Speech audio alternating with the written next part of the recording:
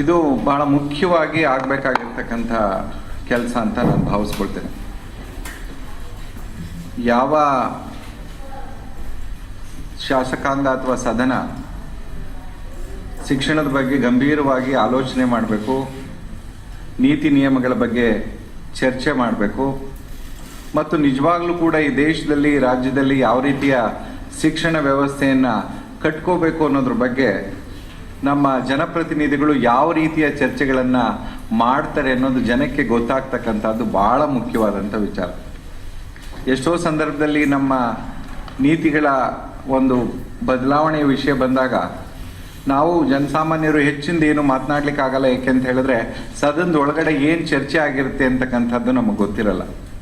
ಯಾರು ಏನು ಸಮಗ್ರವಾಗಿ ಚಿಂತನೆ ಮಾಡಿ ಆಯಾ ಕಾಲಕ್ಕೆ ತಕ್ಕಂತೆ ನೀತಿಗಳನ್ನು ಬದಲಾಯಿಸಬೇಕು ಅಂತ ನಾವು ಚುನಾಯಿಸಿ ಕಳಿಸಿರ್ತೇವೆ, ಅವ್ರು ನಿಜವಾಗ್ಲೂ ಕೂಡ ಯಾರ ಪರವಾಗಿ ಮಾತಾಡ್ತಾರೆ, ಯಾರ ಹಿತಾಸಕ್ತಿಗಳನ್ನ ಕಾಪಾಡ್ತಾರೆ ಮತ್ತು ಅವರ ನಿಜವಾದಂಥ ಚಿಂತನೆಗಳು ರಾಷ್ಟ್ರವನ್ನು ಕಟ್ಟೋದ್ರಲ್ಲಿ ಆಗಲಿ ಅಥವಾ ಜನಸಾಮಾನ್ಯರಿಗೆ ನ್ಯಾಯವನ್ನು ದೊರಕಿಸ್ತಕ್ಕಂಥ ನಿಟ್ಟಿನಲ್ಲಿ ಅವ್ರ ಚಿಂತನೆಗಳು ಏನು ಆಗ್ತವೆ ಅಂತಕ್ಕಂಥದ್ದನ್ನು ನಾವು ಸಮಗ್ರವಾಗಿ ತಿಳ್ಕೊಳ್ಳದೆ ಹೋದರೆ ನಮ್ಮ 5 ವರ್ಷದ ಚುನಾವಣೆಗೆ ಒಂದ್ಸಾರಿ ಏನು ಓಟ್ ಹಾಕ್ತೇವೆ, ಆ ಓಟ್ನಲ್ಲಿ ಯಾವುದೇ ರೀತಿಯ ಅರ್ಥ ಇರಲ್ಲ. ಯಾಕೆಂತ ಹೇಳಿದ್ರೆ ಇವರಿಗೆ ಕೊಟ್ಟಂಥ ಕೆಲಸವನ್ನು ಎಷ್ಟರ ಮಟ್ಟಿಗೆ ಸಮಗ್ರವಾಗಿ ನಿರ್ವಹಿಸಿದ್ದಾರೆ ಅಂತಕ್ಕಂಥದ್ದನ್ನು ಮೌಲ್ಯಮಾಪನ ಮಾಡೋದಕ್ಕೆ ಈ ಥರದ ಒಂದು ದಾಖಲೆಗಳು ಭಾಳ ಮುಖ್ಯ ಆಗುತ್ತೆ. ಎಷ್ಟೋ ಸಾರಿ ನಾವು ತೀರ್ಮಾನಗಳನ್ನ ತೆಗೆದುಕೊಳ್ಳುವಾಗ ಯಾವ ಮಾನದಂಡ, ಯಾವ ಆಧಾರದ ಮೇಲೆ ತೀರ್ಮಾನಗಳನ್ನ ತೆಗೆದುಕೊಳ್ತೇವೆ ಅನ್ನೋ ವಿಚಾರವನ್ನು ಪರಿಶೀಲನೆ ಮಾಡಿದ್ರೆ ನಿಜವಾಗ್ಲೂ ಈ ಜನಪ್ರತಿನಿಧಿಗಳು ಜನರ ಸಂಕಷ್ಟಗಳ ಬಗ್ಗೆ, ಜನಸಾಮಾನ್ಯರ ಬಗ್ಗೆ ಯಾವ ರೀತಿಯ ಚರ್ಚೆಗಳನ್ನು ಮಾಡ್ತಾರೆ ಮತ್ತು ಯಾವ ರೀತಿಯ ದೃಷ್ಟಿಕೋನವನ್ನು ಹೊಂದಿರ್ತಾರೆ ಅನ್ನೋ ಆಧಾರದ ಮೇಲೆ ಪ್ರತಿ 5 ವರ್ಷಕ್ಕೆ ಚುನಾವಣೆ ನಡೀತಕ್ಕಂಥದ್ದು ಪ್ರಜಾಪ್ರಭುತ್ವವನ್ನು ಗಟ್ಟಿಗೊಳಿಸ್ಲಿಕ್ಕೆ ಇರ್ತಕ್ಕಂಥ ಒಂದು ಭಾಳ ಮುಖ್ಯವಾದಂಥ ಮಾರ್ಗ. ಅದಾಗಬೇಕಾದ್ರೆ ಮಾಹಿತಿಯ ಕೊರತೆ ಅಥವಾ ಏನು ನಡೀತು ಅನ್ನೋದ್ರ ಬಗ್ಗೆ ನಮಗೆ ಗೊತ್ತಾಗದೇ ಇದ್ರೆ ಖಂಡಿತ ಆ ಕೆಲಸವನ್ನು ಮಾಡಲಿಕ್ಕೆ ನಾವು ಸಾಧ್ಯ ಆಗಲ್ಲ. ಬಹುಶಃ ಆ ನಿಟ್ಟಿನಲ್ಲಿ ಇದು ಒಂದು ನಿಜವಾಗ್ಲೂ ಪೂರ್ಣ ಅನುಕರಣೀಯವಾದಂಥ ಒಂದು ಉತ್ತಮವಾದಂಥ ಕೆಲಸ ಅಂತ ನಾನು ಭಾವಿಸ್ತೇನೆ. ಇನ್ನು ಶಿಕ್ಷಣ ಸದನದಲ್ಲಿ ಶಿಕ್ಷಣದ ಬಗ್ಗೆ ಆಗಿರ್ತಕ್ಕಂಥ ಚರ್ಚೆಗಳು ನನಗೇನು ಹೊಸದು ಅನ್ಸಲ್ಲ. ಇದನ್ನ ಸಾಕಷ್ಟು ಸುಮಾರು 60 ವರ್ಷಗಳಿಂದ ಏನು ನಡೀತಾ ಇದೆ ಸದನದಲ್ಲಿ ಅನ್ನೋದನ್ನ ನಾವು ಬಹಳ ಸೂಕ್ಷ್ಮವಾಗಿ ನೋಡ್ತಾ ಬಂದಿದ್ದೇವೆ. ವಿಶೇಷವಾಗಿ ಸದನ ಯಾರ ಹಿತಾಸಕ್ತಿಗಳನ್ನು ಕಾಪಾಡುತ್ತೆ ಅಂತಕ್ಕಂಥದ್ದನ್ನು ಕೂಡ ನಾವು ನೋಡ್ತಾ ಬಂದಿದ್ದೇವೆ. ಅದರಲ್ಲೂ ವಿಶೇಷವಾಗಿ ಶಿಕ್ಷಣದ ವಿಚಾರ ಬಂದಾಗ ಕರ್ನಾಟಕ ರಾಜ್ಯ ವಿಧಾನಸಭೆನಲ್ಲಾಗಲಿ ವಿಧಾನ ಪರಿಷತ್ತಾಗಲಿ ಖಂಡಿತ ನಾವು ಒಂದು ಚೌಕಟ್ಟಿನ ಆಧಾರದ ಮೇಲೆ ಚರ್ಚೆಗಳು ನಡೆಯುತ್ತೆ ಅಂತ ನಿರೀಕ್ಷೆ ಮಾಡೋದು ಕೂಡ ಬಹಳ ತಪ್ಪಾಗುತ್ತೆ. ಯಾಕೆಂತ ಹೇಳಿದ್ರೆ ರಾಜ್ಯಕ್ಕೆ ಇಲ್ಲಿವರೆಗೆ ಒಂದು ಶಿಕ್ಷಣ ನೀತಿ ಅಂತಕ್ಕಂಥದ್ದಿಲ್ಲ. ಇಲ್ಲಿವರೆಗೂ ಕರ್ನಾಟಕ ರಾಜ್ಯ ನಾನು ರಾಜ್ಯದಲ್ಲಿ ಯಾವ ರೀತಿಯ ಶಿಕ್ಷಣ ವ್ಯವಸ್ಥೆಯನ್ನು ಕಟ್ಕೋಬೇಕು, ಅದರ ಮೂಲ ತತ್ವಗಳೇನಾಗಿರಬೇಕು, ಮೌಲ್ಯಗಳೇನಾಗಿರಬೇಕು, ಅದರ ಬಗ್ಗೆ ಯಾವತ್ತೂ ಕೂಡ ಅವರು ಗಂಭೀರವಾಗಿ ಯೋಚನೆ ಮಾಡಿದಂಥ ಉದಾಹರಣೆಗಳು ನಮ್ಮ ಮುಂದೆ ಇಲ್ಲ. ಕೇಂದ್ರ ಸರ್ಕಾರಗಳೇನು ಶಿಕ್ಷಣ ನೀತಿಯನ್ನು ಮಾಡುತ್ತೆ, ಅದು 68ರ ನೀತಿ ಇರ್ಬೋದು ಅಥವಾ 86ರ ನೀತಿ ಇರ್ಬೋದು ಅಥವಾ 92ರಲ್ಲಿ ಪರಿಷ್ಕೃತಗೊಂಡಂಥ ರಾಷ್ಟ್ರೀಯ ಶಿಕ್ಷಣ ನೀತಿ ಇರ್ಬೋದು, ಅದಕ್ಕೆ ಸ್ವಲ್ಪ ತೇಪೆ ಹಚ್ಚಿ ಅದನ್ನೇ ಪೂರ್ಣವಾಗಿ ಅಲ್ಲದೇ ಇದ್ರೂ ಕೂಡ ಅಲ್ಲಲ್ಲೇ ಸ್ವಲ್ಪ ಆಯ್ಕೆ ಮಾಡಿಕೊಂಡು ಅನುಷ್ಠಾನ ಮಾಡೋದು ಬಿಟ್ಟರೆ ನನ್ನ ರಾಜ್ಯಕ್ಕೆ ಯಾವ ರೀತಿಯ ಶಿಕ್ಷಣ ನೀತಿ ಅಂತ ಚರ್ಚೆ ಮಾಡಿದಂಥ ಉದಾಹರಣೆಗಳು ಸದನದಲ್ಲಿ ಎಂದಿಗೂ ಕೂಡ ಇಲ್ಲ. ವಿಧಾನಸಭೆಯಲ್ಲಿರ್ಬೋದು ಅಥವಾ ವಿಧಾನ ಪರಿಷತ್ತಲ್ಲಿರ್ಬೋದು. ಅದು ಬಹಳ ಗಂಭೀರವಾಗಿ ನಾವು ಆಲೋಚನೆ ಮಾಡಬೇಕಾದಂಥ ಒಂದು ವಿಷಯ. ಯಾವ ರಾಜ್ಯಕ್ಕೆ ಶಿಕ್ಷಣ ವ್ಯವಸ್ಥೆ ಹೇಗಿರಬೇಕು ಅಂತಕ್ಕಂಥದ್ದು ಒಂದು ಚೌಕಟ್ಟೇ ಇರಲ್ಲ, ಆ ಚೌಕಟ್ಟಿಲ್ಲದೆ ಏನು ಚರ್ಚೆ ಮಾಡ್ತೇವೆ ನಾವು? ಆ ಚೌಕಟ್ಟಿಲ್ಲದ ಚರ್ಚೆಗಳು ಏನಾಗ್ತವೆ ಅಂತ ಹೇಳಿದ್ರೆ ನಮ್ಮ ಮನಸ್ಸಿಗೆ ಏನು ಬರುತ್ತೋ ಅದನ್ನ ಪ್ರಶ್ನೆಗಳನ್ನ ಕೇಳ್ತೇವೆ, ಉತ್ತರಗಳನ್ನ ಪಡ್ಕೊಳ್ತೇವೆ. ಆ ಕೊಡ್ತಕ್ಕಂಥ ಉತ್ತರಗಳಲ್ಲಿ ಅರ್ಧ ಸುಳ್ಳು ಉತ್ತರಗಳಾಗಿರ್ತವೆ. ಅದಕ್ಕೆ ನಾವು ಸಂತೋಷ ಪಟ್ಕೊಂಡು ನಾನು ಪ್ರಶ್ನೆ ಕೇಳಿದೆ ಅಂತಕ್ಕಂಥ ಬೆಂತಟ್ಟೋ ವಿಚಾರ ಬಿಟ್ಟರೆ ನಿಜವಾಗ್ಲೂ ಗಂಭೀರವಾದಂಥ ವಿಚಾರಗಳನ್ನು ನಾವು ಸದನದಲ್ಲಿ ಚರ್ಚೆ ಮಾಡಿದೀವ ಅಂತಕ್ಕಂಥ ಪ್ರಶ್ನೆಗಳನ್ನು ನಾವು ಎತ್ತಬೇಕಾಗುತ್ತೆ. ಇಡೀ ಪುಸ್ತಕವನ್ನು ನೋಡಿದಾಗ ಸದನದಲ್ಲಿ ಸಾಮಾನ್ಯವಾಗಿ ಅವ್ರಿಗೆ ಕೇಳಿರ್ತಕ್ಕಂಥ ಪ್ರಶ್ನೆ, ಯಾಕೆ ಶಾಸಕರು ಈ ಥರದ ಪ್ರಶ್ನೆಗಳನ್ನ ಕೇಳ್ತಾರೆ ಅನ್ನೋದು ಭಾಳ ನಿಜವಾಗ್ಲೂ ಕೂಡ ಒಂದು ರೀತಿ ಹಾಸ್ಯಾಸ್ಪದ. ಶಾಲೆಗಳೆಷ್ಟಿದ್ದಾವೆ, ಕಾಲೇಜುಗಳೆಷ್ಟಿದ್ದಾವೆ, ಪ್ರತಿ ವರ್ಷ ಲಕ್ಷಾಂತರ ರೂಪಾಯಿಯನ್ನು ಖರ್ಚು ಮಾಡಿ ವಾರ್ಷಿಕ ವರದಿಗಳನ್ನು, ಅಂಕಿಅಂಶಗಳನ್ನು ಮುದ್ರಣ ಹಾಕಿ ಪ್ರತಿಯೊಬ್ಬ ಶಾಸಕರಿಗೂ ಅದರ ಕಾಪಿಯನ್ನು ಕೊಟ್ಟಿರ್ತಾರೆ. ಕರ್ನಾಟಕ ರಾಜ್ಯದಲ್ಲಿ ಶಾಲೆಗಳೆಷ್ಟಿದ್ದಾವೆ, ಪ್ರಾಥಮಿಕ ಶಾಲೆಗಳೆಷ್ಟು, ಪ್ರೌಢಶಾಲೆಗಳೆಷ್ಟು, ಕಾಲೇಜುಗಳೆಷ್ಟು, ಇದು ಅವರಿಗೆ ಪುಸ್ತಕದ ರೂಪದಲ್ಲಿ ಪ್ರತಿ ಶಾಸಕರಿಗೆ ಆ ಪುಸ್ತಕ ಹೋಗಿರುತ್ತೆ. ಅಂಕಿಅಂಶಗಳ ಪುಸ್ತಕ ಮತ್ತು ಏನೆಲ್ಲ ಶಿಕ್ಷಕರ ಸಂಖ್ಯೆ ಎಷ್ಟಿದೆ, ಎಷ್ಟು ನೇಮಕಾತಿ ಆಗಿದೆ, ಎಷ್ಟು ಖಾಲಿ ಇದ್ದಾವೆ, ಇವೆಲ್ಲವನ್ನ ಅವರಿಗೆ ನಾವು ಕೊಟ್ಟಿರ್ತೇವೆ. ಮತ್ತು ಸದನದಲ್ಲಿ ಹೋಗಿ ಅದೇ ಪ್ರಶ್ನೆಗಳನ್ನ ಎಷ್ಟು ಶಾಲೆಗಳಿದಾವೆ ಅಂತಕ್ಕಂಥ ಪ್ರಶ್ನೆಯನ್ನ ಕೇಳಿದ್ರೆ ನನ್ಗೆ ಯಾಕೆ ಇದು ಹಾಸ್ಯಾಸ್ಪದ ಅನ್ಸುತ್ತೆ ಅಂತ ಹೇಳಿದ್ರೆ, ಈ ಶಾಸಕರಾದವರು ಅವರು ಪರಿಷತ್ತಿಗೆ ಅಥವಾ ವಿಧಾನಸಭೆಗೆ ಹೋಗೋದಕ್ಕಿಂತ ಮುಂಚೆ ಕನಿಷ್ಠ ಒಂದು ಕೃಷಿ ಕೂಡ ಮಾಡ್ಕೊಂಡು ಹೋಗಲ್ಲ ಅನ್ನೋದು ಈ ಒಂದು ಅಂಶಗಳಿಂದ ತಿಳಿದು ಬರುತ್ತೆ. ಯಾರು ಓದ್ಕೊಂಡು ಹೋಗ್ತಾನೆ ಸದನಕ್ಕೆ ಅವನು ಈ ತರ ಬಾಲಿಶವಾದಂಥ ಪ್ರಶ್ನೆಗಳನ್ನ ಕೇಳಲ್ಲ. ಅವನು ಬಹಳ ಸಮಗ್ರವಾಗಿ ಯಾಕೆ ಇವತ್ತು ಶಿಕ್ಷಣ ವ್ಯವಸ್ಥೆ ವ್ಯಾಪಾರೀಕರಣ ಆಗ್ತಾ ಇದೆ, ಖಾಸಗೀಕರಣ ಜಾಸ್ತಿ ಆಗ್ತಾ ಇದೆ, ಅಥವಾ ಆ ಅಂಕಿಅಂಶಗಳನ್ನ ಸ್ವಲ್ಪ ಮಟ್ಟಿಗಾದ್ರೂ ವಿಶ್ಲೇಷಣೆ ಮಾಡ್ಕೊಂಡು ಹೋಗ್ತಾನೆ. ಈಗ 2011, 12, 13 ಅಂಕಿಅಂಶಗಳನ್ನ ನೋಡಿದ್ರೆ ಗಣನೀಯವಾಗಿ ಮಕ್ಕಳ ಸಂಖ್ಯೆ ಸರ್ಕಾರಿ ಶಾಲೆಗಳಲ್ಲಿ ಕುಸಿತಾ ಇದೆ, ಮಕ್ಕಳ ಸಂಖ್ಯೆ ಕಡಿಮೆ ಆಗ್ತಾ ಇದೆ. ಅದೇ ಸಂದರ್ಭದಲ್ಲಿ ಖಾಸಗಿ ಶಾಲೆಗಳಲ್ಲಿ ಮಕ್ಕಳ ಸಂಖ್ಯೆ ಜಾಸ್ತಿ ಆಗ್ತಾ ಇದೆ.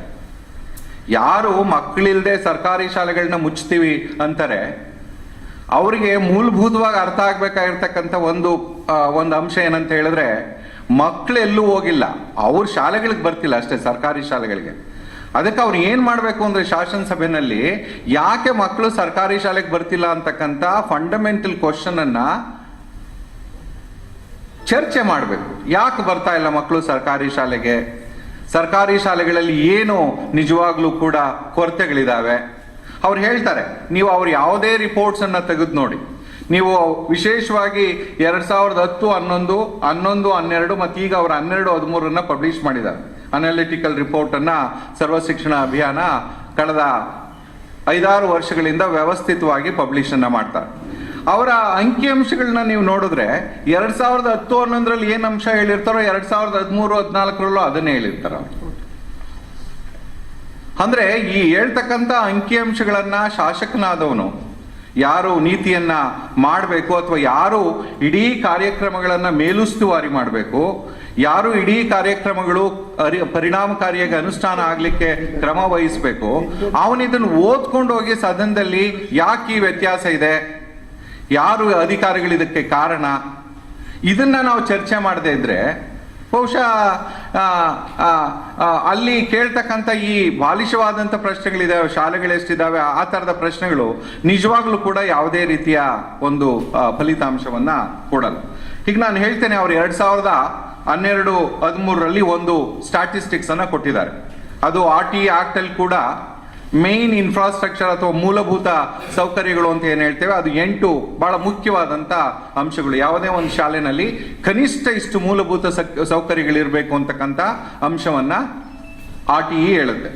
ಅದಕ್ಕೆ ಒಂದು ಕಾಲಮಿತಿಯನ್ನ ಕೂಡ ಕೊಟ್ಟಿದೆ RTE ನಲ್ಲಿ.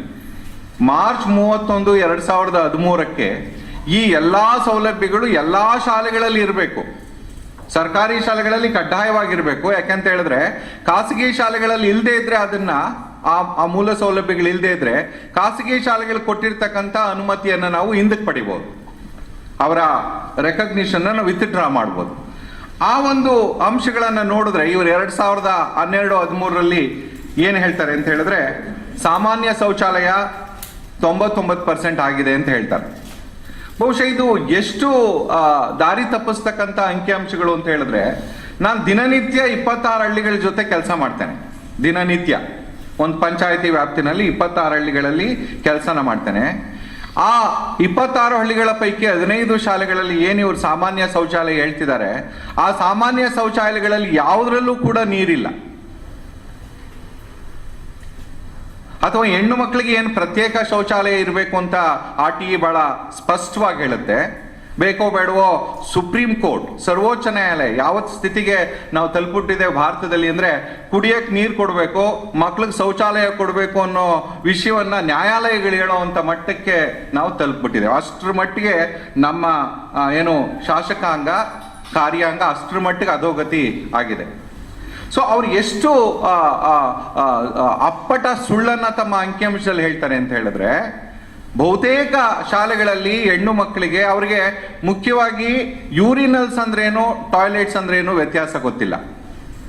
ಸಾಮಾನ್ಯ ಯೂರಿನಲ್ಸ್ಗೂ ಮತ್ತೆ ಟಾಯ್ಲೆಟ್ಸ್ಗೆ, ಒಂದು ಟಾಯ್ಲೆಟ್ ಅಲ್ಲಿ ಕನಿಷ್ಠ ನೀರಿರಬೇಕು, ಅಲ್ಲಿ ಹೆಣ್ಣು ಮಕ್ಕಳ ವಿಷಯ ಬಂದಾಗ ಕನಿಷ್ಠ ಅಲ್ಲಿ ಹೆಣ್ಣು ಮಕ್ಕಳಿಗೆ ಒಂದು ವಯಸ್ಸಿಗೆ ಬಂದ್ಮೇಲೆ ಏನೆಲ್ಲ ಕನಿಷ್ಠ ಒಂದು ಸೋಪ್ ಇರಬೇಕು, ಒಂದಷ್ಟು ಟಾಯ್ಲೆಟ್ ಏನೋ ಇದು ಸ್ಯಾನಿಟೇಷನ್ ಇದಿರಬೇಕು, ಬಾಗಿಲಿರ್ಬೇಕು ಮೇನ್ ಎಲ್ಲದಕ್ಕಿಂತ ಹೆಚ್ಚಾಗಿ. ಆಯ್ತಾ? ಇದು ಯಾವ ಇದನ್ನ ನಾವು ಏನು ಸಂಶೋಧನೆ ಮಾಡಬೇಕಾಗಿಲ್ಲ. ನೀವು ಯಾವುದೇ ಶಾಲೆಗಳಿಗೆ ನಾವು ಭೇಟಿಯನ್ನು ಕೊಟ್ಟಾಗ ಅಲ್ಲಿ ಬಹಳ ಸ್ಪಷ್ಟವಾಗಿ ಕಾಣ್ತಕ್ಕಂಥದ್ದು, ಆ ಶಾಲೆಗಳಲ್ಲಿ ವಿಶೇಷವಾಗಿ ಶೌಚಾಲಯದ ಪ್ರಶ್ನೆ ಬಂದಾಗ ಅಲ್ಲಿ ಕನಿಷ್ಠ ಸೌಲಭ್ಯಗಳಿರ್ತಕ್ಕಂಥ ಶೌಚಾಲಯಗಳಿಲ್ಲ. ಆದರೆ ಅವರ ಅಂಕಿಅಂಶಗಳು ಹೇಳುತ್ತೆ ನಾವು 100ಕ್ಕೆ 100 ಶೌಚಾಲಯವನ್ನು ಹೆಣ್ಣು ಮಕ್ಕಳಿಗೆ ಕೊಟ್ಟಿದ್ದೇವೆ ಅಂತ. ಇದ್ರ ಬಗ್ಗೆ ಯಾರಾದರೂ ಶಾಸಕರು, ಯಾಕೆಂತ ಹೇಳಿದ್ರೆ ಒಂದು ಮುಖ್ಯವಾಗಿ ಶಾಸಕರು ಯಾರು ಕೂಡ ಸರ್ಕಾರಿ ಶಾಲೆಗಳಿಗೆ ಭೇಟಿ ಕೊಟ್ಟಂತ ಉದಾಹರಣೆಗಳು ಬಹಳ ಕಡಿಮೆ. ಬಹಳ ಮಾನಿಟರ್ನ ಮಾಡಲಿಕ್ಕೆ, ಮೇಲುಸ್ತುವಾರಿ ಮಾಡಿ ನನ್ನ ವ್ಯಾಪ್ತಿನಲ್ಲಿ ಬರ್ತಕ್ಕಂಥ ಸರ್ಕಾರಿ ಶಾಲೆಗಳ ಪರಿಸ್ಥಿತಿ ಏನಿದೆ ಅಂತಕ್ಕಂಥ ಅಧ್ಯಯನ ಮಾಡಲಿಕ್ಕೆ ಶಾಸಕರು ಭೇಟಿ ಕೊಟ್ಟು ಅದರ ಆಧಾರದ ಮೇಲೆ ಬಂದು ಸದನದಲ್ಲಿ ಚರ್ಚೆ ಮಾಡಿದಂಥ ಉದಾಹರಣೆಗಳು ಬಹಳ ಕಡಿಮೆ. ಅವ್ರೇನಿದ್ರು ಕೂಡ ಯಾವ SDMCಗೆ ನನ್ನ ಹಿಂಬಾಲಕನನ್ನ ಅಧ್ಯಕ್ಷನನ್ನು ಮಾಡಬೇಕು ಅನ್ನೋದ್ರ ಬಗ್ಗೆ ರಾಜಕೀಯ ಮಾಡ್ತಾರೆ ಹೊರತು ಆ ಶಾಲೆಗಳ ಸ್ಥಿತಿ ಏನು, ಅದ್ರ ಬಗ್ಗೆ ನಾನು ಏನು ಚರ್ಚೆ ಮಾಡ್ತೇನೆ, ಏನು ಅಂಕಿಅಂಶಗಳನ್ನ ಇಟ್ಕೊಂಡು ನಾನು ಚರ್ಚೆ ಮಾಡ್ತೇನೆ. ಹಿಂದೆ ನಾನು ಅನೇಕ ಶಾಸಕರಾಗಿದ್ದವರ ಸ್ವಲ್ಪ ಪರಿಚಯ ಮಾಡ್ಕೊಂಡಿದ್ದೆ. ಎಷ್ಟು ಅಭ್ಯಾಸ ಮಾಡ್ತಿದ್ರು ಅವರು ಶಾಸನ ಸಭೆಗೆ ಹೋಗೋಕ್ಕಿಂತ ಮುಂಚೆ ಎಲ್ಲ ಏನೋ ರಿಪೋರ್ಟ್ಗಳನ್ನು, ವರದಿಗಳನ್ನು ಸಮಗ್ರವಾಗಿ ಅಧ್ಯಯನ ಮಾಡಿ ವಿಶ್ಲೇಷಣೆ ಮಾಡಿ ಅಲ್ಲಿ ಹೋಗಿ ಆ ವಿಶ್ಲೇಷಣೆ ಆಧಾರದ ಮೇಲೆ ಒಂದು ಸಂಶೋಧನಾತ್ಮಕವಾಗಿ ವಿಶ್ಲೇಷಣೆ ಮಾಡಿದ ಆಧಾರದ ಮೇಲೆ ಅವರು ತಮ್ಮ ವಿಷಯಗಳನ್ನು ಮಂಡಿಸ್ತಾ ಇದ್ರು. ಆದರೆ ನೀವೀಗ ಕಳೆದ ಬಜೆಟ್ ಸೆಷನ್ ಅಲ್ಲಿ ನಡೆದಿರ್ತಕ್ಕಂಥ ಪ್ರಶ್ನೆಗಳನ್ನು ನೋಡಿದ್ರೆ ಇವ್ರು ಎಷ್ಟು ಸಂಶೋಧನೆ ಮಾಡಿದ್ದಾರೆ ಮತ್ತು ಎಷ್ಟರ ಮಟ್ಟಿಗೆ ಚರ್ಚೆಗಳಾಗಿದ್ದಾವೆ ಅಂತ. ನಾನು ಒಂದು ಮಾತು ಹೇಳ್ತೇನೆ, ಇವರು ಕನಿಷ್ಠ ಒಂದು ಸಂಶೋಧನೆ ಮಾಡಬೇಕು, ಆ ರೀತಿಯಲ್ಲಿ ಯೋಚನೆ ಮಾಡಬೇಕು ಅನ್ನೋದು ಒಂದು ಬಹಳ ದೊಡ್ಡ ನಿರೀಕ್ಷೆ ಆಗ್ಬೋದು. ಆದರೆ ಅವರ ಪ್ರಣಾಳಿಕೆನಲ್ಲಿ ಏನು ಹೇಳಿರ್ತಾರಲ್ಲ ಅಧಿಕಾರಕ್ಕೆ ಬರೋದಕ್ಕಿಂತ ಮುಂಚೆ, ಉದಾಹರಣೆಗೆ ಕಾಂಗ್ರೆಸ್ ಪಕ್ಷ ತನ್ನ ಪ್ರಣಾಳಿಕೆನಲ್ಲಿ ಅಧಿಕಾರಕ್ಕೆ ಬರೋದಕ್ಕಿಂತ ಮುಂಚೆ ಮುಖ್ಯವಾಗಿ 3 ಅಂಶಗಳನ್ನ ಪ್ರಸ್ತಾಪ ಮಾಡಿದ್ರು ಅವರು. ಒಂದು, ನಾವು RT ಕಾಯ್ದೆಯಲ್ಲಿ ಇರ್ತಕ್ಕಂಥ ಆದಾಯದ ಮಿತಿ ಏನಿದೆ ಅದನ್ನ ನಾವು ಕಡಿಮೆ ಮಾಡ್ತೀವಿ ಅಂತ ಹೇಳಿದ್ರು. ಯಾಕಂದ್ರೆ 3.5 ಲಕ್ಷ ಮಾಡಿದ್ದಾರೆ.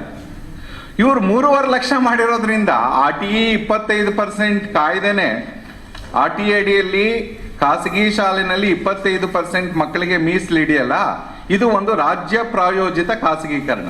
It's A state sponsored privatisation. ಅದು ಕ್ರಮವಾಗಿ ಹಂತವಾಗಿ ಸರ್ಕಾರಿ ಶಾಲೆಗಳನ್ನ ಸಂಪೂರ್ಣವಾಗಿ ಮುಚ್ಚಿ ಖಾಸಗಿ ದೊರೆಗಳನ್ನ ಆ ಸ್ಥಾನದಲ್ಲಿ ತಂದು ಕುಂಡ್ರಿಸ್ಲಿಕ್ಕೆ ಮಾಡಿರ್ತಕ್ಕಂಥ ವ್ಯವಸ್ಥಿತವಾದಂಥ ಪಿತೂರಿ ಹಾಳಾಗೋಗ್ಲಿ. ಆ ಪಿತೂರಿಯ ಭಾಗವಾದರೂ ಕೂಡ 25% ಆ ಸೀಟನ್ನು ಕೊಡುವಾಗ ನಾವು ಯಾರಿಗೆ ಕೊಡಬೇಕು ಅನ್ನೋ ಪ್ರಶ್ನೆ ಬಂದಾಗ 3.5 ಲಕ್ಷ ಯಾರಿಗೆ ಆದಾಯದ ಮಿತಿ ಇದೆ ನಾವು ಅವ್ರು ಕೊಡ್ತೀವಿ ಅಂತ ಹೇಳಿದ್ರು. ಬಹುತೇಕ ಯಾರ್ಯಾರು ಸರ್ಕಾರಿ ಕೆಲಸಗಳಿದ್ದಾರೆ ಅವರೆಲ್ಲರೂ ಕೂಡ ಅವರ ಮಕ್ಕಳನ್ನ ಅದಕ್ಕೆ ಸೇರಿಸಿದ್ರು. ಇವ್ರು ಹೇಳಿದ್ರು ನಾವು ಬಂದ ತಕ್ಷಣ ಅದನ್ನ 1 ಲಕ್ಷಕ್ಕೆ ಅಥವಾ 1,50,000ಕ್ಕೆ ಅದನ್ನು ಇಳಿಸ್ತೇವೆ ಅಂತ. ಅದು ಅವರೇ ಮಾಡಿರ್ತಕ್ಕಂಥ ಕಾಯ್ದೆ, ಎಲ್ಲಿ ಕೇಂದ್ರ ಸರ್ಕಾರದಲ್ಲಿ ಕಾಂಗ್ರೆಸ್ ಪಕ್ಷನೇ ಮಾಡಿರ್ತಕ್ಕಂಥ ಕಾಯ್ದೆ. ಆದ್ರೆ ಈ ಸದನದಲ್ಲಿ ಒಮ್ಮೆ ಕೂಡ ಆ ಪದ ಉಚಿತ ಮತ್ತು ಕಡ್ಡಾಯ ಶಿಕ್ಷಣದ ಹಕ್ಕು ಅಂತಕ್ಕಂಥ ಪದ ಒಂದು ಸಾರಿ ಕೂಡ ಬಳಕೆ ಆಗ್ಲಿಲ್ಲ. ಸದನದಲ್ಲಿ ಒಬ್ರು ಬಳಸಲಿಲ್ಲ, ಮುಖ್ಯಮಂತ್ರಿಯವರು ಹೇಳಲಿಲ್ಲ, ಬಜೆಟ್ ಅಲ್ಲೂ ಇಲ್ಲ, ಬಜೆಟ್ ಭಾಷಣದಲ್ಲೂ ಇಲ್ಲ. ಅಂದ್ರೆ ಒಂದು ಸಾಮಾಜಿಕ ಕಾಯ್ದೆಯನ್ನ ಜಾರಿ ಮಾಡ್ತಕ್ಕಂಥ ಇಚ್ಛಾಶಕ್ತಿಯನ್ನ ನೀವು ಸದನದಲ್ಲಿ ವ್ಯಕ್ತಪಡಿಸದೇ ಇದ್ರೆ, ನಿಮ್ಮ ಒಂದು ಏನೋ ಆಯವ್ಯಯದ ಭಾಷಣದಲ್ಲಿ ಅದು ಪ್ರಸ್ತಾಪ ಆಗದೆ ಇದ್ರೆ, ನೀವು ಯಾಕೆ ಸುಮ್ಮನೆ ನೀವು ಕೂಡ ಸುಳ್ಳು ಭರವಸೆಗಳನ್ನ ನಿಮ್ಮ ಪ್ರಣಾಳಿಕೆಯಲ್ಲಿ ಕೊಡ್ತೀರಿ? ಸೊ ಇಲ್ಲಿವರೆಗೂ ಕೂಡ 3.5 ಲಕ್ಷ ಹಂಗೆ ಇದೆ. ಅದರ ಬಗ್ಗೆ ಯಾವುದೇ ರೀತಿಯ ಕ್ರಮವನ್ನು ಅವರು ಚರ್ಚೆನೂ ಮಾಡಲಿಲ್ಲ, ಸದನದಲ್ಲಿ ಪ್ರಸ್ತಾಪನೂ ಮಾಡಲಿಲ್ಲ. ಇನ್ನು ಎರಡನೇದು ಬಹಳ ಮುಖ್ಯವಾಗಿ ಹೇಳಿದ್ರು, ನಮಗೆ ಗೊತ್ತಿದೆ ಹಿಂದಿನ ಸರ್ಕಾರದಲ್ಲಿ ಅನೇಕ ರೀತಿಯಲ್ಲಿ ಪಠ್ಯ ಪುಸ್ತಕಗಳನ್ನ ಪಠ್ಯಕ್ರಮವನ್ನ ತಿರುಚತಕ್ಕಂಥ ಕೆಲಸವನ್ನ ಬಹಳ ವ್ಯವಸ್ಥಿತವಾಗಿ ಅವ್ರು ಮಾಡಿದ್ರು. ಈ ಕೇಸರೀಕರಣ ಅಂತಕ್ಕಂಥದ್ದು ಎಷ್ಟು ವ್ಯವಸ್ಥಿತವಾಗುತ್ತೆ ಅಂದ್ರೆ ಬರೀ ಪುಸ್ತಕದಲ್ಲಿ ಮಾತ್ರ ಅಲ್ಲ, ಅವ್ರ ಇನ್ಸ್ಟಿಟ್ಯೂಷನ್ಸ್ ಸ್ಯಾಫ್ರನೈಸ್ ಮಾಡ್ಬಿಡ್ತಾರೆ. ಅಲ್ಲಿ ಆಯಕಟ್ಟಿನ ಜಾಗದಲ್ಲಿ ಅವ್ರಿಗೆ ಬೇಕಾದಂಥ ವ್ಯಕ್ತಿಗಳನ್ನ ಅವರು ಅಪಾಯಿಂಟ್ ಮಾಡ್ತಾರೆ. ಅವರು ಇವ್ರು ಏನೇನು ಮಾಡ್ಬೇಕೋ ಅದನ್ನೆಲ್ಲ ಬಹಳ ವ್ಯವಸ್ಥಿತವಾಗಿ ಮಾಡ್ತಾರೆ. ಸೊ ಅದನ್ನೆಲ್ಲ ನಾವು ಬದಲಾವಣೆ ಮಾಡ್ತೇವೆ. ನಿಜವಾಗ್ಲೂ ಕೂಡ ಸಾಂವಿಧಾನಿಕ ಮೌಲ್ಯಗಳಿಗೆ ಅನುಗುಣವಾಗಿ ನಾವು ಪಠ್ಯ ಪುಸ್ತಕಗಳನ್ನ ಪುನರ್ ವಿಮರ್ಶೆ ಮಾಡ್ತೇವೆ ಅಂದ್ರು, ಅದ್ರ ಬಗ್ಗೆ ಕೂಡ ಏನೂ ಚರ್ಚೆ ಆಗಲಿಲ್ಲ. ಶಿಕ್ಷಣ ಸಾಮರಸ್ಯ ಕೇಂದ್ರಗಳನ್ನು ಸ್ಥಾಪಿಸೋದ್ರ ಬಗ್ಗೆ ನಾವು ಚರ್ಚೆ ಮಾಡ್ತೇವೆ, ಅದು ನಮ್ಮ ಆದ್ಯತೆ ಅಂತ ಹೇಳಿದ್ರು, ಅದ್ರ ಬಗ್ಗೆ ಕೂಡ ಏನು ಚರ್ಚೆ ಆಗಲಿಲ್ಲ. ಇನ್ನ ಮೂರನೇ ಅಂಶ ಅವ್ರು ಹೇಳಿದ್ರು, ಕನಿಷ್ಠ 7ನೇ ತರಗತಿವರೆಗೆ ಮಾತೃಭಾಷೆಯಲ್ಲಿ ಶಿಕ್ಷಣವನ್ನ ಕೊಡೋದ್ರ ಬಗ್ಗೆ ನಾವು ಕ್ರಮವನ್ನ ತಗೊಳ್ತೇವೆ. ಇಂಗ್ಲಿಷನ್ನ ಒಂದು ಐಚ್ಛಿಕ ಭಾಷೆಯನ್ನಾಗಿ ನಾವು ಚರ್ಚೆ. ಇವ್ ಯಾವ ವಿಷಯ ತೌಸೀಫ್ ಅವ್ರು ಹೇಳಿದ್ರು, ಅವ್ರು ಹೇಳಿದಂತದ್ದು ಬಹಳ ಗಂಭೀರವಾದಂತ ವಿಚಾರಗಳು. ಶಿಕ್ಷಣ ನೀತಿ ಬಗ್ಗೆ, ಖಾಸಗೀಕರಣದ ಬಗ್ಗೆ, ಶಿಕ್ಷಣ ವ್ಯಾಪಾರೀಕರಣ ಆಗ್ತಿರೋದ್ರ ಬಗ್ಗೆ, ಇದ್ರ ಬಗ್ಗೆ ಹಾಳಾಗೋಗ್ಲಿ.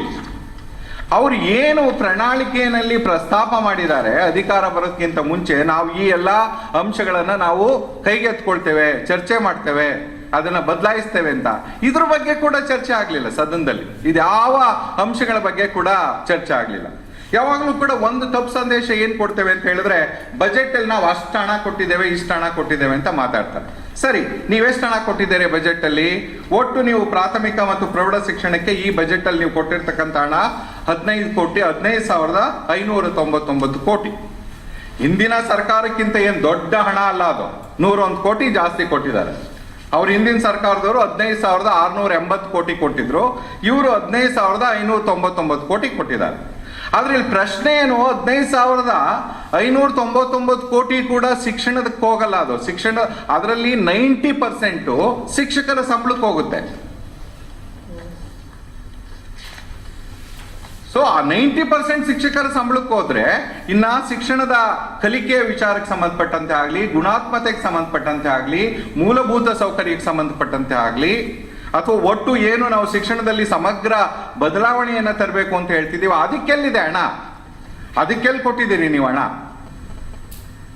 RTE ಕಾಯ್ದೆಯನ್ನ ಸಮರ್ಪಕವಾಗಿ ಜಾರಿಗೆ ತರ್ತಕ್ಕಂಥ ನಿಜವಾದ ರಾಜಕೀಯ ಇಚ್ಛಾಶಕ್ತಿ ನಿಮ್ಗೆ ಇದ್ದಿದ್ರೆ, ನೀವೇ ಮಾಡಿದಂಥ ಲೆಜಿಸ್ಲೇಷನ್ ನೀವು ಬಜೆಟ್ ಅಲ್ಲಿ ಹೇಳ್ಬೇಕಾಗಿತ್ತು, ಇಷ್ಟು ಹಣವನ್ನ ನಾನು ಎತ್ತಿಟ್ಟಿದ್ದೀನಿ RTE ಕಾಯ್ದೆಯ ಅನುಷ್ಠಾನಕ್ಕೆ, ಮೂಲ ಸೌಕರ್ಯ. ನೀವು 2013 ನೀವೇನೆಲ್ಲ ಒಂದು 100ಕ್ಕೆ 100 ಸೌಲಭ್ಯಗಳನ್ನ ಕೊಡಬೇಕಾಗಿತ್ತು, ಕೊಟ್ಟಿಲ್ಲ. ಕರ್ನಾಟಕ ರಾಜ್ಯದಲ್ಲಿ ನಿಮ್ಮ ಅಂಕಿಅಂಶಗಳೇ ಹೇಳುತ್ತೆ. ಆ ಸುಳ್ಳು ಅಂಕಿಅಂಶಗಳನ್ನೇ ತೆಗೆದುಕೊಳ್ಳೋಣ. ನೀವು ಎಲ್ಲಾ ಶಾಲೆಗಳಿಗೆ ಗ್ರಂಥಾಲಯ ಕೊಟ್ಟಿದ್ದೀರಾ, ಎಲ್ಲಾ ಶಾಲೆಗಳಿಗೆ ಕುಡಿಯೋ ನೀರು ಕೊಟ್ಟಿದ್ದೀರಾ, ಅಥವಾ ಎಲ್ಲಾ ಶಾಲೆಗಳಿಗೆ ಒಂದು ಏನೋ ಆಟದ ಮೈದಾನ ಇದು ಬೇಸಿಕ್ಸ್.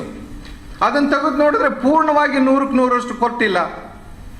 ಸೊ ಅದು ಕೊಡ್ಬೇಕಂತ ಹೇಳಿದ್ರೆ ಅದಕ್ಕೆ ಬೇಕಾದಂತ ಸಂಪನ್ಮೂಲಗಳನ್ನ ನಾವು ಬಜೆಟ್ ಅಲ್ಲಿ ಎತ್ತಿಡದೆ ಇದ್ರೆ ಖಂಡಿತ ನಾವು ಅದನ್ನ ನೀಡ್ಲಿಕ್ಕೆ, ಅದನ್ನು ಒದಗಿಸ್ಲಿಕ್ಕೆ ಸಾಧ್ಯ ಆಗಲ್ಲ. ಸೊ ಇದು ನಿಜವಾಗ್ಲೂ ಬಜೆಟ್ ಅಲ್ಲಿ ಆಗ್ಬೇಕಾದಂತ ಕೆಲಸ.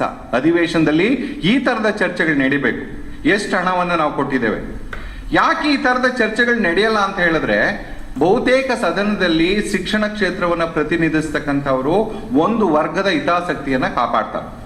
ಖಾಸಗಿ ಶಾಲೆಯ ಹಿತಾಸಕ್ತಿಯನ್ನ ಕಾಪಾಡಲಿಕ್ಕೆ ಒಂದು ವರ್ಗದ ಜನ ಸದನದಲ್ಲಿ ಬಹಳ ವ್ಯವಸ್ಥಿತವಾಗಿ ಅವರು ಕೆಲಸವನ್ನ ಮಾಡ್ತಾರೆ. ಖಾಸಗಿ ಶಾಲೆಗಳನ್ನ ಅವರು ಪ್ರತಿನಿಧಿಸ್ತಾರೆ. 2 ಲಕ್ಷ ಪ್ರಾಥಮಿಕ ಶಾಲೆ ಶಿಕ್ಷಕರು ಇರುವಾಗ ಅವರಿಗೆ ತನ್ನ ಪ್ರತಿನಿಧಿಯನ್ನ ಆಯ್ಕೆ ಮಾಡ್ತಕ್ಕಂಥ ಅಧಿಕಾರ ಇಲ್ಲ, ಅವ್ರ ವೋಟಿಂಗ್ ಪವರ್ ಇಲ್ಲ. ಸಂವಿಧಾನಕ್ಕೆ ತಿದ್ದುಪಡಿ ಬರಬೇಕು ಅಂತ ನಾನು ಹಿಂದೆ ಕೂಡ ಹೇಳಿದ್ದೆ. ಸಂವಿಧಾನಕ್ಕೆ ತಿದ್ದುಪಡಿ ತಂದು ಪ್ರಾಥಮಿಕ ಶಾಲಾ ಶಿಕ್ಷಕರು ಏನು ಶಿಕ್ಷಕರ ಪ್ರಾತಿನಿಧ್ಯವನ್ನ ಆಯ್ಕೆ ಮಾಡುವಾಗ ನಿರ್ಣಾಯಕವಾಗಿ ಮತ ಚಲಾಯಿಸ್ತಕ್ಕಂಥ ಹಕ್ಕನ್ನು ಅವ್ರಿಗೆ ತರಬೇಕು. ಸಂವಿಧಾನಕ್ಕೆ ತಿದ್ದುಪಡಿಯನ್ನು ತರಬೇಕು. ಕೇವಲ ಹೈಸ್ಕೂಲ್ ಟೀಚರ್ಸು ಅಥವಾ ಗ್ರಾಜ್ಯುಯೇಟ್ಸ್ ಮಾತ್ರ ಏನು ವೋಟನ್ನು ಹಾಕ್ತಾರೆ. ಅವನು ಕಾಮನ್ ಎಲೆಕ್ಷನ್, ಜನರಲ್ ಎಲೆಕ್ಷನ್ಸ್ ಅಲ್ಲಿ ಅವನು ವೋಟ್ ಹಾಕ್ತಾನೆ. ಅವನದೇ ಒಂದು ಕ್ಷೇತ್ರದ ಸಮಸ್ಯೆಗಳನ್ನ ಪ್ರತಿನಿಧಿಸ್ತಕ್ಕಂಥ ಜನರ ಒಂದು ಚುನಾವಣೆ ಬಂದಾಗ ಅವ್ನಿಗೆ ವೋಟ್ ಹಾಕ್ಲಿಕ್ಕೆ ಹಕ್ಕಿಲ್ಲ ಅಂತ ಹೇಳಿದ್ರೆ ನಿಜವಾಗ್ಲೂ ಬಹಳ ಹಾಸ್ಯಾಸ್ಪದ ಇದು. ಸೊ ಹಾಗಾಗಿ ಯಾರು ಸದನಕ್ಕೆ ಹೋಗ್ತಾರೆ ಅವರು ಯಾರ ಹಿತಾಸಕ್ತಿಗಳನ್ನ ಕಾಪಾಡ್ತಾರೆ ಅಂತಕ್ಕಂಥದ್ದನ್ನ ಸೂಕ್ಷ್ಮವಾಗಿ ಅರ್ಥ ಮಾಡ್ಕೊಂಡ್ರೆ ಸಾಕು. ಆಮೇಲೆ ನಮ್ಮ ಕಲ್ಪನೆ ಹೆಂಗಿದೆ, ಶಿಕ್ಷಣ ತಜ್ಞರು GR ಮತ್ತೆ ಶಿಕ್ಷಣ ಕ್ಷೇತ್ರದಲ್ಲಿ ಮಾಡಿದವರಲ್ಲ, ಯಾರು ಶಾಲೆಗಳನ್ನ ನಡೆಸ್ತಾರೆ ವ್ಯಾಪಾರಸ್ಥರು ಅವರು ಶಿಕ್ಷಣ ತಜ್ಞರಾಗ್ಬಿಡ್ತಾರೆ ಇದ್ದಕ್ಕಿದ್ದಂಗೆ ಈ ಸರ್ಕಾರಗಳಲ್ಲಿ. ಯಾರನ್ನ ನಿಜವಾಗ್ಲೂ ಶಿಕ್ಷಣ ಕ್ಷೇತ್ರವನ್ನ ಪ್ರತಿನಿಧಿಸಿ ಆ ವಿಷಯಗಳ ಬಗ್ಗೆ ಚರ್ಚೆಯನ್ನ ಮಾಡಬೇಕು ಅಂತ ನಾವು ಬಯಸ್ತೇವೆ, ಅವ್ರು ಯಾರು ಇತ್ತೀಚಿನ ದಿನಗಳಲ್ಲಿ ಸ್ವಲ್ಪ ಮಟ್ಟಿಗೆ ಪ್ರಾರಂಭದಲ್ಲಿ ಆ ಪರಿಷತ್ತಿಗೆ ಹೋಗೋರು ಸ್ವಲ್ಪ ಆ ಕ್ಷೇತ್ರದಲ್ಲಿ ಇದ್ದಂತ ಜನ ಇದ್ರು. ಆದ್ರೆ ಯಾವಾಗ ಒಟ್ಟು ಕ್ಯಾಬಿನೆಟ್ ಅಲ್ಲಿ 15% ಮಾತ್ರ ಮಿತಿ ಸೀಲಿಂಗ್ ಬಂತು, ಆಮೇಲೆ ರಾಜಕಾರಣನೇ ಬದಲಾಗೋಯ್ತು. ಅಲ್ಲಿ MLC ಅನ್ನ ಆಯ್ಕೆ ಮಾಡುವಾಗಲೂ ಕೂಡ ಯಾರು ಅತೃಪ್ತ ಇರ್ತಾನೆ ಪೊಲಿಟಿಕಲ್ ಆಗಿ ಅವನನ್ನ MLC ಮಾಡ್ತಕ್ಕಂಥ ಮತ್ತು MLC ನೇರವಾದಂತ ಮಾರಾಟ ಅದಕ್ಕೆ ಇಷ್ಟು ಹಣವನ್ನ ಫಿಕ್ಸ್ ಮಾಡ್ತಾರೆ, ಮಾರಾಟ ಮಾಡ್ತಾರೆ. ಅಂಥವ್ರು ಮಾರಾಟದ ವರ್ತಕರು, ಲೇವಾದೇವಿಗಳು ಅವ್ರು ಹೋಗಿ ಶಿಕ್ಷಣದ ಬಗ್ಗೆ ಸದನದಲ್ಲಿ ಏನನ್ನ ಮಾತಾಡ್ತಾರೆ ಅಂತ ನಾವು ಎಕ್ಸ್ಪೆಕ್ಟ್ ಮಾಡ್ಲಿಕ್ಕೆ ಸಾಧ್ಯ.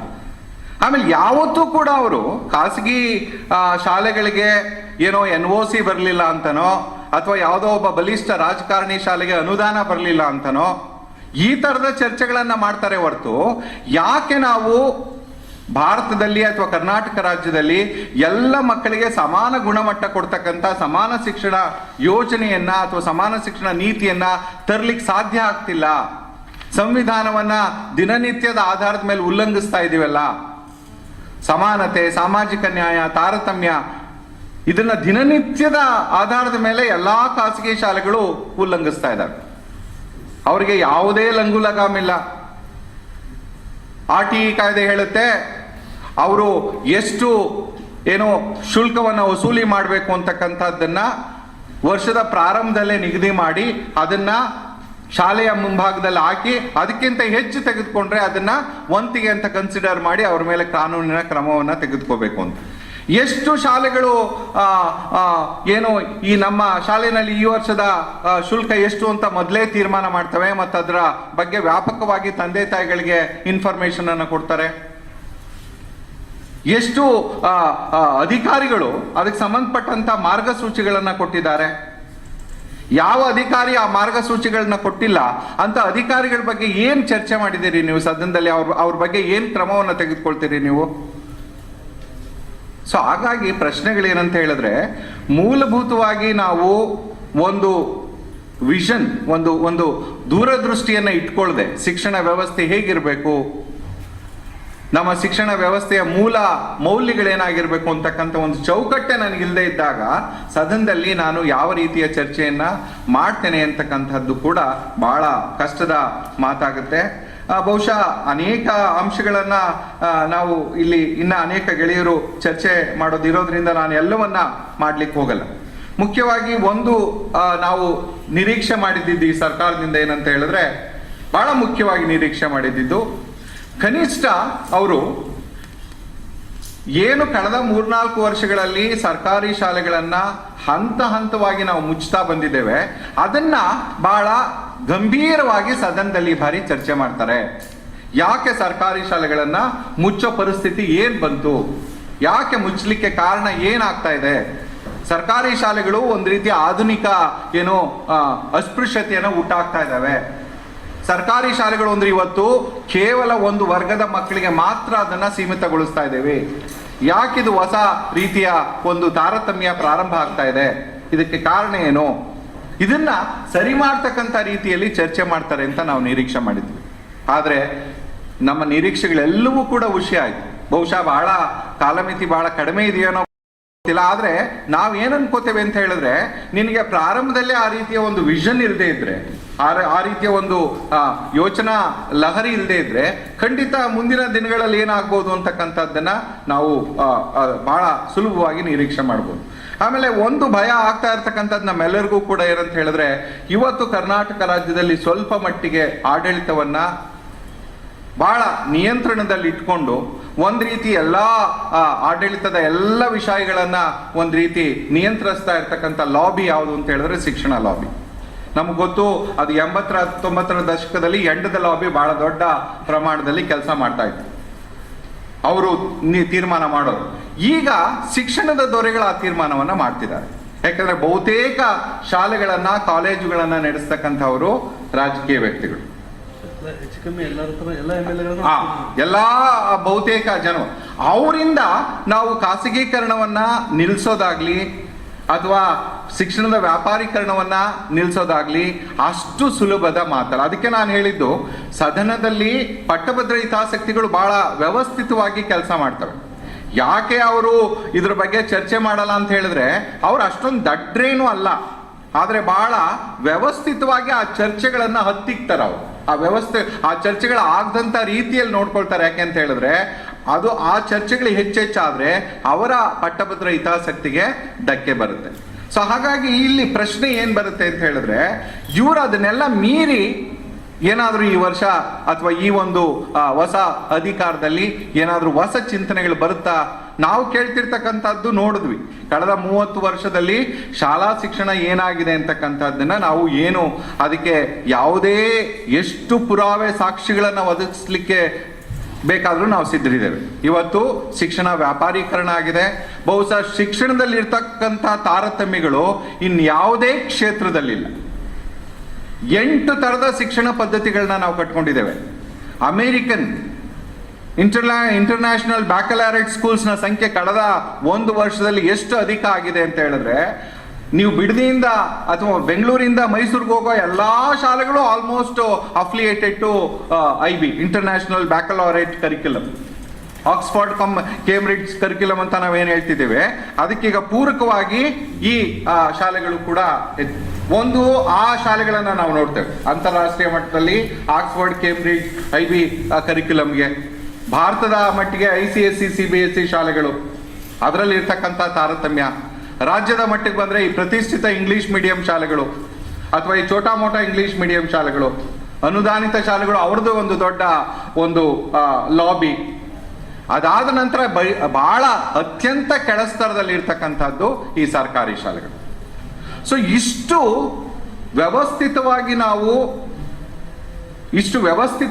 ಇಡೀ ಮಕ್ಕಳನ್ನ ಅಥವಾ ಇಡೀ ದೇಶವನ್ನ ವಿಭಜನೆ ಮಾಡಿ ನಾವು ಕಟ್ಕೊಳ್ತಕ್ಕಂಥ ಶಿಕ್ಷಣ ವ್ಯವಸ್ಥೆ ಯಾವ ರೀತಿಯ ಸಾಂವಿಧಾನಿಕ ಮೌಲ್ಯಗಳನ್ನ ರಕ್ಷಣೆ ಮಾಡಲಿಕ್ಕೆ ಸಾಧ್ಯ? ಸಮಾನತೆಯನ್ನು ಹೇಗೆ ತರಲಿ? ನಾವು ಈ ಹಂತದಲ್ಲೇ ಮಕ್ಕಳನ್ನು 8 ಭಾಗಗಳಾಗಿ ವಿಭಜನೆ ಮಾಡಿದ್ರೆ ನಾವು ಯಾವ ರೀತಿಯ ಸಾಮಾಜಿಕ ನ್ಯಾಯ ಸಮಾನತೆಯನ್ನ ಕಟ್ಕೊಳ್ಳಿಕ್ಕೆ ಸಾಧ್ಯ ಅಂತಕ್ಕಂಥ ಪ್ರಶ್ನೆಗಳನ್ನ ನಾವು ಎತ್ತಬೇಕಾಗುತ್ತೆ. ಈ ಪ್ರಶ್ನೆಗಳು ಇದು ಚರ್ಚೆ ಆಗ್ಬೇಕಾಗಿತ್ತು ಸದನದಲ್ಲಿ. ನಾನು ಏನ್ ಮಾಡ್ತೇನೆ, ನೈಬರ್ಹುಡ್ಡಿನ ಕಾನ್ಸೆಪ್ಟ್ ಬಗ್ಗೆ ಮಾತಾಡ್ತೇವೆ ಆ ಟೀನಲ್ಲಿ. ನೆರೆಹೊರೆ ಶಾಲೆಯ ಕಲ್ಪನೆ ಏನು ಬಹಳ ಮುಖ್ಯವಾಗಿ ಅಂತ ಹೇಳಿದ್ರೆ, ಆ ನೆರೆಹೊರೆಯಲ್ಲಿ ಇರ್ತಕ್ಕಂಥ ಎಲ್ಲಾ ಮಕ್ಕಳು ಅಲ್ಲಿರ್ತಕ್ಕಂಥ ಸಮಾನ ಶಾಲೆಗೆ ಹೋಗ್ತಕ್ಕಂಥ ವ್ಯವಸ್ಥೆಯನ್ನ ನಾವು ಕಲ್ಪಿಸ್ಬೇಕಾಗಿತ್ತು. ಆದ್ರೆ ಅದ್ರ ಬಗ್ಗೆ ಯಾವ ರೀತಿಯ ಚರ್ಚೆಗಳು ಆಗಿಲ್ಲ. ಒಟ್ಟಾರೆ ನಾನು ಏನ್ ಹೇಳಲಿಕ್ಕೆ ಇಷ್ಟಪಡ್ತೇನೆ ಅಂತ ಹೇಳಿದ್ರೆ, ಸದನದಲ್ಲಿ ಇವತ್ತು ಆಗ್ತಾ ಇರ್ತಕ್ಕಂಥ ಚರ್ಚೆಗಳು ಕೇವಲ ಒಂದು ವರ್ಗದ ಹಿತಾಸಕ್ತಿಯನ್ನ ಕಾಪಾಡ್ಕೊಳ್ತಕ್ಕಂಥ ಚರ್ಚೆಗಳು. ಅದು ಖಾಸಗಿ ಶಾಲೆಗಳನ್ನ ಹೆಚ್ಚೆಚ್ಚು ಖಾಸಗೀಕರಣವನ್ನ ಮಾಡ್ತಕ್ಕಂಥದ್ದು, ವ್ಯಾಪಾರೀಕರಣವನ್ನ ಮಾಡ್ತಕ್ಕಂಥದ್ದು, ಮತ್ತು ಎಲ್ಲೋ ಒಂದ್ ಕಡೆ ಈ ಏನು ಚುನಾಯಿತ ಪ್ರತಿನಿಧಿಗಳು ಮತ್ತು ನಮ್ಮ ಶಿಕ್ಷಕರು, ನಾನು ಅದನ್ನ ನೇರವಾಗಿ ಅನೇಕ ಸಂದರ್ಭಗಳಲ್ಲಿ ಹೇಳಿದ್ದೇನೆ. ಶಿಕ್ಷಕರು ಖಂಡಿತ ಅವರ ಆರ್ಥಿಕ ಬೇಡಿಕೆಗಳು ಬಂದಾಗ, ಅವರ ಆಗು ಹೋಗುಗಳು ಬಂದಾಗ ಅವ್ರ ಜೊತೆ ನಾವು ನಿಂತ್ಕೊಳ್ತೇವೆ. ಆದ್ರೆ ಎಲ್ಲೋ ಒಂದ್ ಕಡೆ ಆ ನೆಕ್ಸಸ್ ಇದೆಯಲ್ಲ, political nexus between the teachers and the elected representatives, ಆ ವಿಷಯ ಬಂದಾಗ ಬಹಳ ಕಡಾಖಂಡಿತವಾಗಿ ಹೇಳ್ಬೇಕಾಗುತ್ತೆ, ಅದು ನಿಜವಾಗ್ಲೂ ಕೂಡ ಒಳ್ಳೇದಲ್ಲ. ಸೊ ಹಾಗಾಗಿ ಯಾವುದೋ ಒಂದು ವರ್ಗದ ಹಿತಾಸಕ್ತಿ, ಆರ್ಗನೈಸ್ಡ್ ಅಂತ ನಾವೇನು ಹೇಳ್ತೀವಿ, ಅವರ ಹಿತಾಸಕ್ತಿಗಳನ್ನ ಕಾಪಾಡ್ಕೊಳ್ಳಿಕ್ಕೆ ಮಾತ್ರನೇ ನಾವು ಏನೋ ಒಂದು ರೀತಿಯ ಚರ್ಚೆಗಳನ್ನ ಮಾಡಿದ್ರೆ ಖಂಡಿತ ನಾವು ಸರ್ಕಾರಿ ಶಾಲೆಗಳನ್ನ ಉಳಿಸ್ಕೊಳ್ತಕ್ಕಂಥ, ಬೆಳೆಸ್ತಕ್ಕಂಥ ಮತ್ತು ಅದನ್ನು ಸಮಾನ ಶಾಲೆಗಳಾಗಿ ಪರಿವರ್ತಿಸ್ತಕ್ಕಂಥ ಚರ್ಚೆಗಳು ಯಾವತ್ತೂ ಕೂಡ ಸದನದಲ್ಲಿ ನಡೆದಿಲ್ಲ. ಬಹುಶಃ ಇದು ಬದಲಾಗಬೇಕು, ನಿಜವಾಗ್ಲೂ ಬದಲಾಗಬೇಕು. ಸದನದಲ್ಲಿ ಮೊದಲನೇದಾಗಿ ಒಂದು ಸಮಗ್ರವಾದ ಪಾಲಿಸಿ ಬರಬೇಕು. ಅದು 2 ಸದನಗಳಲ್ಲಿ ಒಪ್ಪಿಗೆ ಆಗಬೇಕು. ಆ ಪಾಲಿಸಿ ಕನಿಷ್ಠ 5 ವರ್ಷಕ್ಕೆ ಜಾರಿ ಆಗಬೇಕು. ಆ 5 ವರ್ಷ ಜಾರಿ ಆಗ್ತಕ್ಕಂಥ ಸಂದರ್ಭದಲ್ಲಿ ಅದು ಜಾರಿ ಆಗ್ಲಿಕ್ಕಿರ್ತಕ್ಕಂಥ ಅಡ್ಡಿ ಆತಂಕಗಳೇನು ಅನ್ನೋದ್ರ ಬಗ್ಗೆ ಸದನದಲ್ಲಿ ಚರ್ಚೆ ಆಗಬೇಕು. ಸೊ ಈ ರೀತಿಯ ಕ್ರಮಗಳನ್ನು ನಾವು ಮಾಡದೇ ಇದ್ರೆ ಖಂಡಿತ ನಾವು ಸದನದಿಂದ ಏನು ನಿರೀಕ್ಷೆ ಮಾಡಲಿಕ್ಕೆ ಸಾಧ್ಯ ಇಲ್ಲ. ಒಂದೀಗಾಗಲೇ ಮುನ್ಸೂಚನೆ ಏನ್ ಬರ್ತಿದೆ ಅಂದ್ರೆ, ಯಾವಾಗ ಶಾಸಕಾಂಗ ಕಾರ್ಯಾಂಗ ಸಂಪೂರ್ಣವಾಗಿ ಸೋಲ್ತಾ ಇದೆ, ಒಂದ್ ರೀತಿ ನ್ಯಾಯಾಂಗ ಶಾಸಕಾಂಗ ಕಾರ್ಯಾಂಗ ಮಾಡಬೇಕಾದ್ದನ್ನು ಅವರೇ ಮಾಡ್ತಿದ್ದಾರೆ. ಭಾಷಾ ನೀತಿ ಯಾರು ನಿರ್ಧಾರ ಮಾಡಬೇಕಾಗಿತ್ತು? ಭಾಷಣ ಶಿಕ್ಷಣದ ಮಾಧ್ಯಮ ಹೇಗಿರಬೇಕು ಅಂತ ಭಾಷಾ ನೀತಿಯನ್ನ ತೀರ್ಮಾನ ಮಾಡೋದು ಕೋರ್ಟ್ ಅಲ್ಲ. ಯಾವಾಗ ನಾವು ನಮ್ಮಲ್ಲಿ ಹೆಚ್ಚಿನ ವೈಫಲ್ಯಗಳನ್ನ ಕಾಳ್ತಾ ಇದ್ದೇವೆ, ಎಲ್ಲೋ ಒಂದ್ ಕಡೆ ಏನೋ ನ್ಯಾಯಾಂಗ ತಾನು ಮಾಡದೇ ಇರೋ ಕೆಲಸವನ್ನ ಕೂಡ ಅವ್ರ ಕೈಲಿ ಒತ್ತಾಯಪೂರ್ವಕವಾಗಿ ಮಾಡಿಸ್ತಾ ಇರೋದ್ರಿಂದ ಇದು ಒಂದ್ ರೀತಿಯ ವೈಫಲ್ಯ ಎದ್ದು ಕಾಣಿಸುತ್ತೆ. ಬಹುಶಃ ನಾವು ಎಲ್ಲರೂ ಎಚ್ಚೆತ್ಕೋಬೇಕಾಗತ್ತೆ. ಈ ತರದ ಡಾಕ್ಯುಮೆಂಟ್ಸ್ ಅನ್ನ ನಾವು ನೋಡಿದಾಗ, ವಿಶೇಷವಾಗಿ ನಮ್ಮ ಚುನಾಯಿತ ಪ್ರತಿನಿಧಿಗಳನ್ನ ನಾವು ಭೇಟಿ ಮಾಡಿದಾಗ ಈ ಪ್ರಶ್ನೆಗಳನ್ನ ಕೇಳಬೇಕಾಗತ್ತೆ. ಏನ್ ಮಾಡ್ತಿದ್ದೀರಿ ನೀವು? ಯಾವ ವಿಚಾರಗಳನ್ನ ಚರ್ಚೆ ಮಾಡ್ತೀರಿ? ನಿಮ್ಮ ನೀತಿಗಳೇನು? ನೀವು ಯಾರ ಪರವಾಗಿದ್ದೀರಿ? ಸರ್ಕಾರಿ ಶಾಲೆಗಳನ್ನ ಉಳಿಸೋದ್ರ ಪರವಾಗಿದ್ದೀರೋ ಅಥವಾ ಖಾಸಗೀಕರಣವನ್ನ ಮಾಡೋದ್ರ ಪರವಾಗಿದ್ದೀರೋ? ಈ ಎಲ್ಲಾ ಪ್ರಶ್ನೆಗಳನ್ನ ನಾವು ಕೇಳಿದ್ರೆ ಬಹುಶಃ ಆ ರೀತಿಯ ಒಂದು ರಾಜಕೀಯ ಪ್ರಜ್ಞೆ ನಮ್ಮಲ್ಲಿ ಇನ್ನಷ್ಟು ಜಾಗೃತ ಆದ್ರೆ ಆಗ ನಾವು ಏನು ಡೆಮಾಕ್ರಸಿಯನ್ನ ಮತ್ತಷ್ಟು ಸ್ಟ್ರೆಂಥನ್ ಮಾಡ್ಕೊಳ್ಳಿಕ್ಕೆ ಸಾಧ್ಯ. ಆಗ ಇವರಿಂದ ನಾವು ಹೆಚ್ಚು ನಿರೀಕ್ಷೆ ಮಾಡ್ತಕ್ಕಂಥದ್ದು ಸಾಧ್ಯ. ಸೊ ಈ ನಿಟ್ಟಿನಲ್ಲಿ ಬಹುಶಃ ಇವತ್ತಿನ ಈ ಚರ್ಚೆ ನಿಜವಾಗ್ಲೂ ಕೂಡ ನಾನು ಮತ್ತೊಮ್ಮೆ ಹೇಳಲಿಕ್ಕೆ ಇಷ್ಟಪಡ್ತೇನೆ, ಬಹಳ ಒಂದು ಉತ್ತಮವಾದಂತಹ ಕ್ರಮವಾಗಿದೆ.